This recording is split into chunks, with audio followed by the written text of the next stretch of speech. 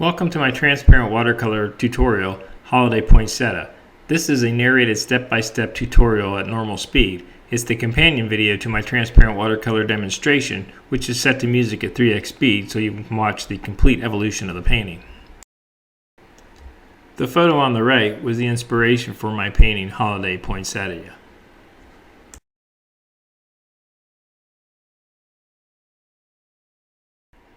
I've drawn my composition on my work surface, and I've made the decision that I'm going to preserve some of the white highlights using masking fluid before I begin my painting.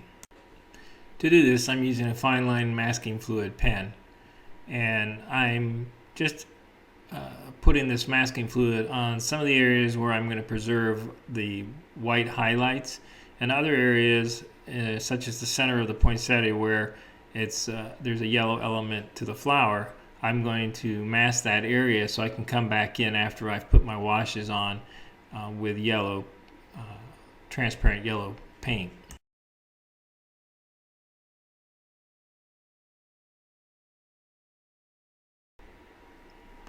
Much of the area where I'm preserving the white is along the edges of some of the flower shapes. In particular, I'm doing quite a bit of the masking in the area of this top left corner here where this flower is. That is going to be my focal point for this composition. At this point, I'm done masking and the masking fluid is completely dry. And I'm going to come in and I'm going to indicate where I have some green shapes in this composition. I don't have a lot of green, so I'm putting on at the beginning just so I know these are the areas where I'm going to have this green, because I'm going to come in with some larger pink and reddish tone washes, and I don't want those tones to get into these areas where the green is. So I'm indicating these small areas before I begin, and that way I know I'll just put my other wash around those areas. I finished indicating my light green shapes, which was a mixture of sap green with a touch of pyrrole red to neutralize it, and I've let that dry. Those were applied wet on dry paper. Now I'm going to come in with my pinkish rose red tone washes, and I'm going to do this wet and wet. So I'm taking clear water and I'm just brushing it across the whole composition.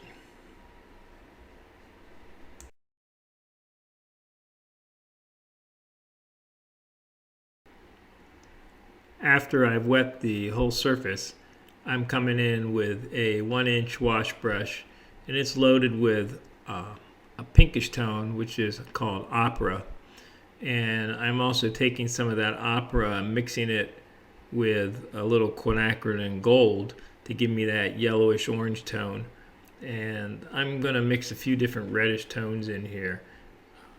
The majority of it's going to be this opera toned wash, but I'm also working with quinacridone rose madder, and I have this quinacridone coral mixed in with the quinacridone gold to give me a little bit more of an orangey tone.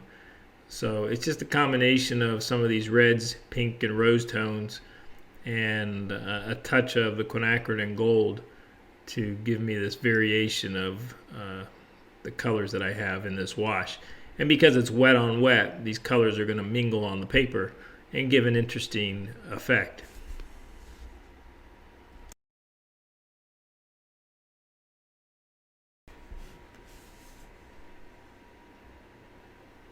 Here I put a little bit more of the opera down on this right half of the composition, and you can see that I have just a combination of the pink tones and the yellowish orange tones that are flowing across the composition.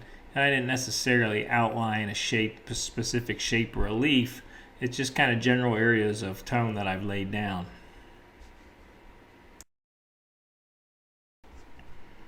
The paper is started to dry, but it's still very wet.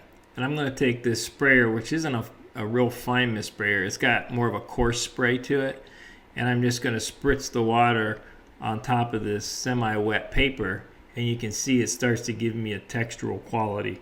where the water droplets land. There's many ways to create texture or special effects in watercolor, and I just think you use them when it's appropriate to give you the result you're after. You don't want to be too gimmicky and just try and go crazy with some of these things, but here it just gives a nice variation of tone in the color of the flower, and I think it's a nice effect for this painting. So this is on my initial wash, and much of this is going to have glazes build up over it, but it's still going to show this kind of a textural quality all the way through to the finish of this painting.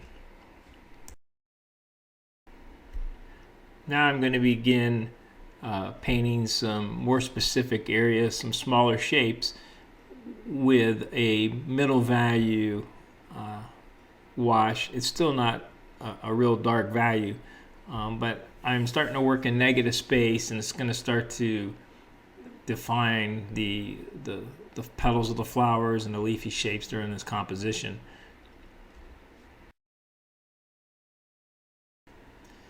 I think sometimes people are painting this type of a value, which is, again, to me, it's a very middle value, and they think they're painting dark values, and that's where they stop. And that, I think, makes some paintings just don't reach their full potential because we don't fully explore the value range. But as I build my paintings and develop my painting, I work across the whole composition, and I work from light to dark. Unlike oils, where it's common to work from dark to light, different people have different approaches, and some start with their darks, but I build my layers from light to dark, and I generally start to build my darkest values first in my focal point or center of interest.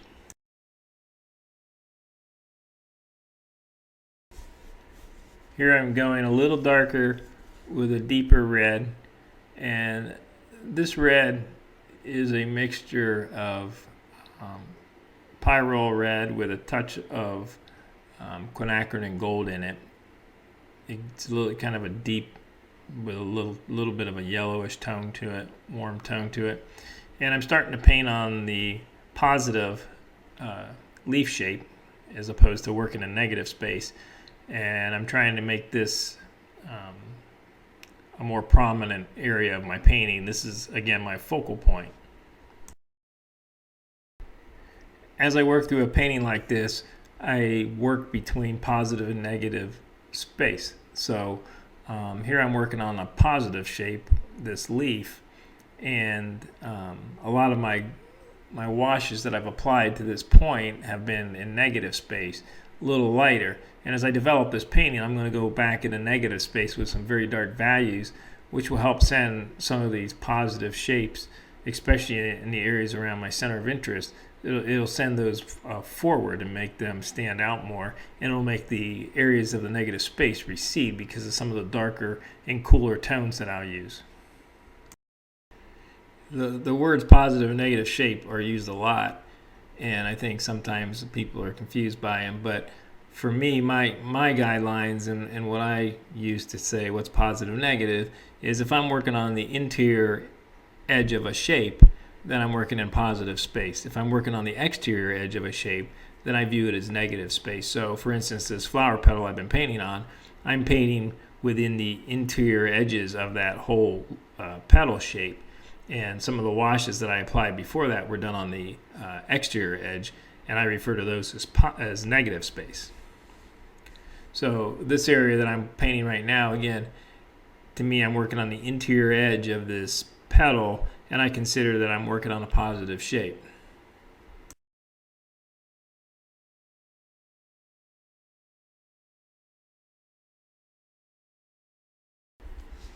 As I paint this, I'm using mixtures of opera, quinacridone, rose madder, alizarin crimson a little bit, pyrrole red. I'm just taking a variety of reds and rose tone washes, as well as that very pinkish opera tone, and letting them gradiate and blend together on the paper.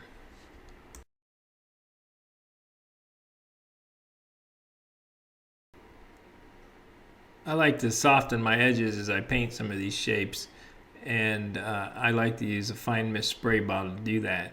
And there's a lot of spray bottles out there. Some have a much more coarse spray than others. I find this bottle I use by Atelier does a nice job of atomizing the water, and it diffuses the color, but it does a really good job of softening edges. But I'll use a combination of the fine and a little coarser spray depending on the effect I'm trying to get. Sometimes if I want texture, I'll use that coarser spray, but a lot of times I'm just trying to diffuse the color and soften edges. I'll use that very, very fine mist spray bottle.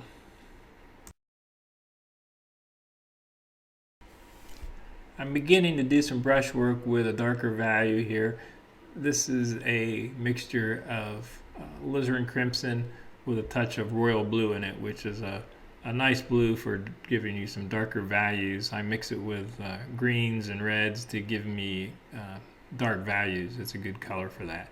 And that's a color that's made by Holbein, but there's other manufacturers who offer the same paint, royal blue. I know I've had a lot of questions about that. It's actually the pigment PB60, and some manufacturers call it indanthrone blue or indanthrine blue, and some call it Delft blue. But Holbein, which is the brand I'm using for this particular paint, it calls it royal blue. But it's all PB60 is the pigment. I've applied paint to this petal shape up here, and I want to give the indication of some linear shapes in the leaves. So to do that, I'm taking a plastic scraper, and it's giving me the effect there of the linear shapes in these petals. I've done that on most of these other ones by masking it off, but this is another way to accomplish a similar result by taking a plastic scraping tool and just scraping into the wet paint. And that works best when it's kind of still has a sheen to it. It's not real fluidy, but it's still very wet, and you can scrape that paint and it just removes the paint and leaves the linear shape from the scrape.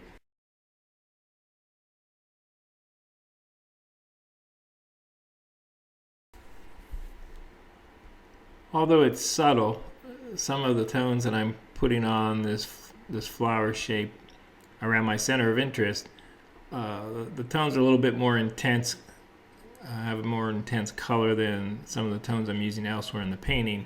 That's again because I want to draw the attention, the viewer's eye, to this focal point. So I've worked in and out of positive, negative space throughout the composition, and I'm going to take my value checker and I'm going to look and see how dark have I gone. There's a few areas where I've gone pretty dark on the value scale, but still not as dark as I can go. But most of the composition has light to middle values on it. So you can see I've put my darkest darks in my center of interest, and on the rest of the composition here I'm still very light. And as I continue to develop my composition, I'll start to build values across the whole composition, even though I'm still going to have my most intense contrast in my center of interest. So I'm going to start working with some darker tones and really start to send some of these shapes forward and send some of the background a little further back, and it starts to create some more depth to this composition. Keep in mind, in some of these areas, my greatest value contrast I'm going to achieve, even though I've applied some very dark darks, is still not revealed because my whitest whites are under the masking fluid in many of these areas. So once I reach a point in my process where I remove that masking fluid, then you're really going to see the full range of value contrast that I've achieved in my painting. I've put a number of darker valued shapes around my center of interest, and now I'm going to start taking some of these darker values out across my composition and work them throughout the painting and help lead the viewer around.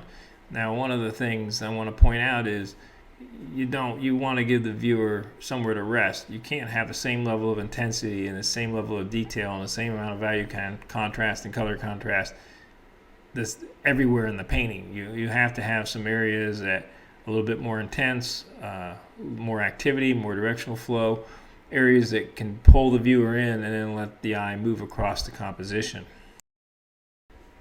when everything's the same everywhere in the painting, such as in this painting, if every flower had the same contrast, level of contrast, the same amount of detail, and everything was the same, it would feel more like a pattern and less like a painting.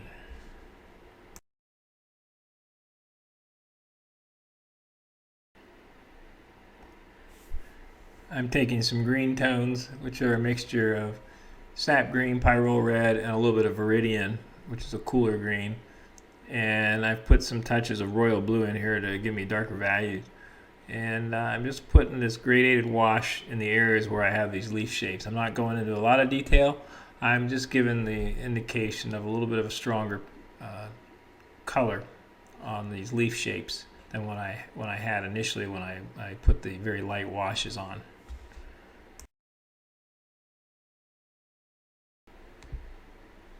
So some of these areas I'm going to put this green tone down on this leaf shape, then I'm going to come with a fine mist sprayer and I'm going to soften some of the edge. I'm going to come around again to the other leaf shapes and I'm going to do the same thing.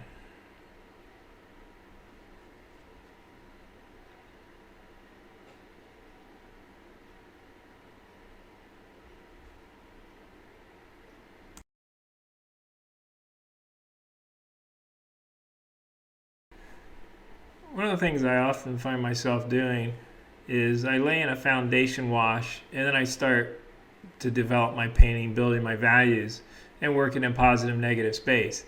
And then to help tie the composition together as I get further in my painting process, I'll take a wash and put a general wash over the top of some of these areas, which ties, in this instance, I'm putting this red wash over the background here, and it sends it back, but it ties it together and makes it feel more like a background. At the same time, it sends these flower shapes forward. And I'm going to take this glaze and I'm going to work it through the composition, and it's going to help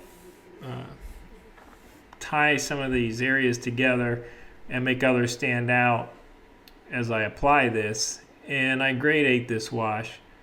But the nice thing, because we're working in transparent watercolors, is all that brush work that's been done prior, even though I'm putting the glaze over top, it still comes through because we're working with purely transparent watercolor in our materials and our approach to painting.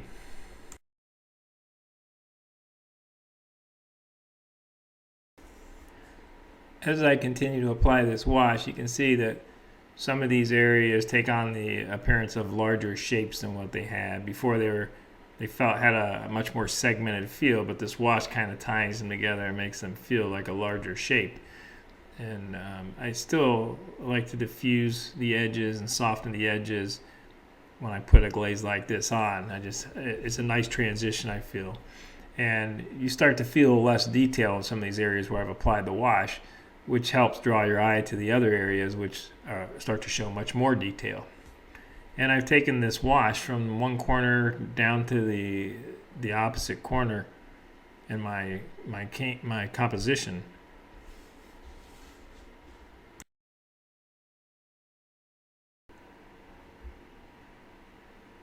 So I have my wash over this whole painting, and now I've reached a point where I'm ready to start removing my masking fluid, and it's going to reveal the very white whites that I preserved. So I make sure everything's thoroughly dry with a hairdryer, and then I go in, I start to remove my masking fluid. And you can see as I do this, you can see the very white whites that have been preserved. You're seeing the complete 100% reflection of light coming off the paper in these areas where I had masking fluid.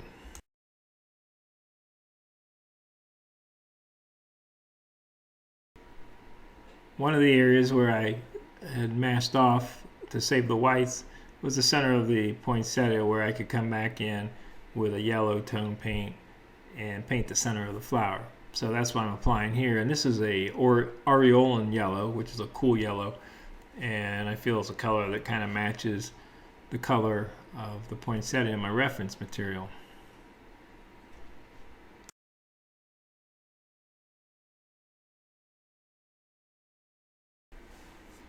Here I'm taking a reddish orange tone, and I'm applying it over the stem shapes that lead out of the flower.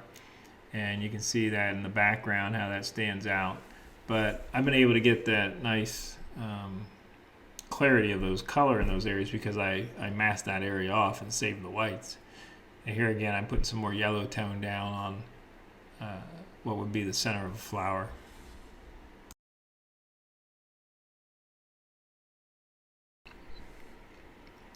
I'm taking a very red glaze here, a pyrrole red, and put it over top of some of these tones that I've already laid down.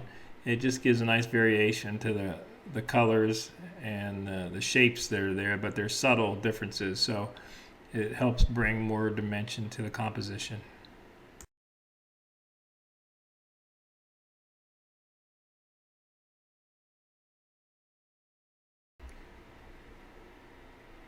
Here I'm weaving some darker value reds through the composition, giving the suggestion of dark red shapes going underneath other lighter shapes. And then you can see how those two strokes that I just put down, those two shapes, because I separated the two, it gives the impression that there's a stem shape going through there. Same here. I break these shapes up and I work in negative space to give the suggestion that there's a vine or a stem or something there, just because of the way I've put the darker values and have split them up. It gives the impression that that's negative space and the lighter area is a positive shape.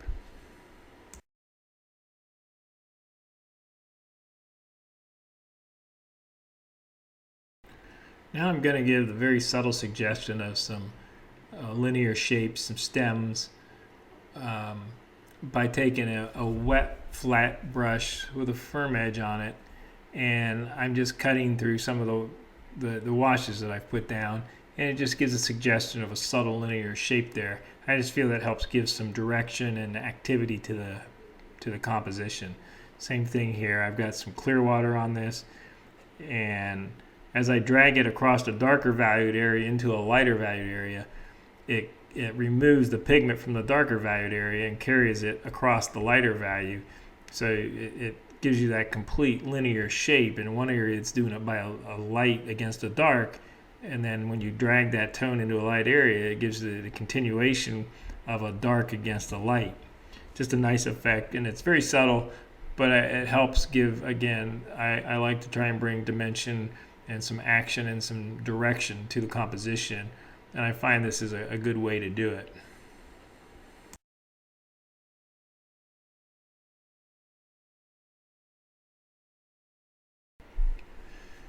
I'm taking a dark value, and I like to move about the composition, just put in little dots and dashes of dark value.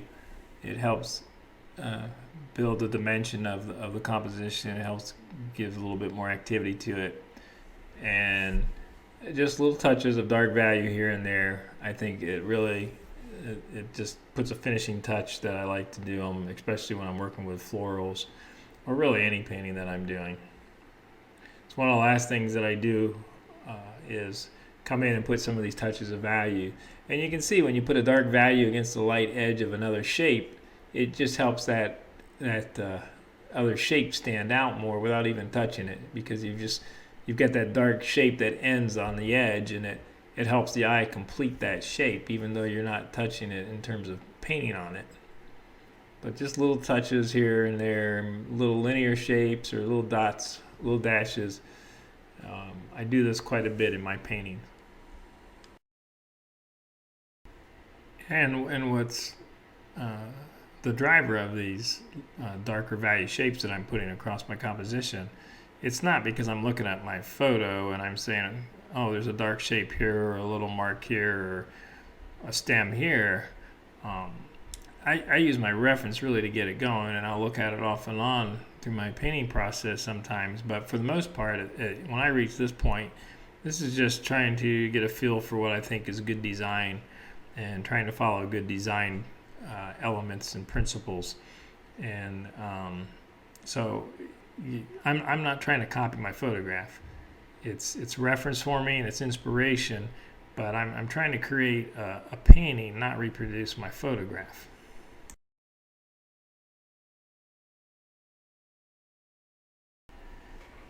To finish this off, I'm going to take a wash of a little bit more intense red and put it in some of the areas where I want to help draw the eye to. Just give it a little bit more intense color in my center of interest, and a few touches around the composition to lead the eye around. I'm going to do just as a finishing touch to this painting. I'm applying that same tone here, and I'm going to come in with my fine mist sprayer and diffuse some of this tone and help soften some of those edges. So I pick up the intensity of the color, but I'm not really building any more harsh shapes or anything. It just helps draw that eye a little bit more towards the areas that I want to take the viewer to.